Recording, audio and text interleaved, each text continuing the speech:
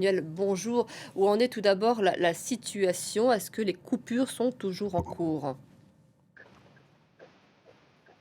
Absolument, les coupures de courant sont toujours en cours et elles viennent s'ajouter aux coupures déjà planifiées et qui résultaient des frappes précédentes. Alors, dès les premières heures du jour, il y a eu à nouveau ces drones et ces missiles qui se sont abattus sur cette fois des sous-stations et des lignes de transmission électrique sur un réseau électrique ukrainien déjà lourdement éprouvé avec les frappes précédentes. Vous avez mentionné la capitale, Kiev, où des centaines de bâtiments résidentiels sont toujours non seulement sans électricité, mais aussi sans chauffage, alors qu'ici, il y a des températures vraiment glaciales. Ici, à Kharkiv, c'est la même chose. Des centaines de bâtiments résidentiels sont toujours privés de chauffage, d'électricité. Ça veut dire que quand on a de la chance, l'électricité revient pendant quelques heures, le temps de recharger quelques appareils électroniques, de rebrancher, par exemple, si on en dispose,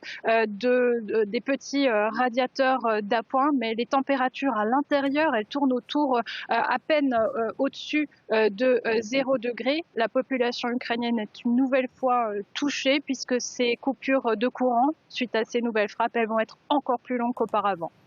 Emmanuel, la Russie reste, on l'entend, on le voit, très agressive, malgré, on l'évoquait pourtant hier, l'interruption des antennes Starlink utilisées par Moscou sur le front.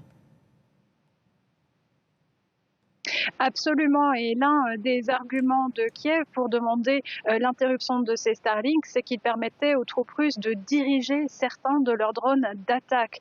Sauf qu'il y a aussi la possibilité pour les Russes de continuer à lancer ces drones, même sans les systèmes Starlink. La différence, elle est surtout notable le long de la ligne de front, puisque les troupes ukrainiennes rapportent en tout cas que depuis l'interruption de l'utilisation des satellites Starlink côté russe, il y a véritablement un chaos organisationnel et au niveau de la communication, notamment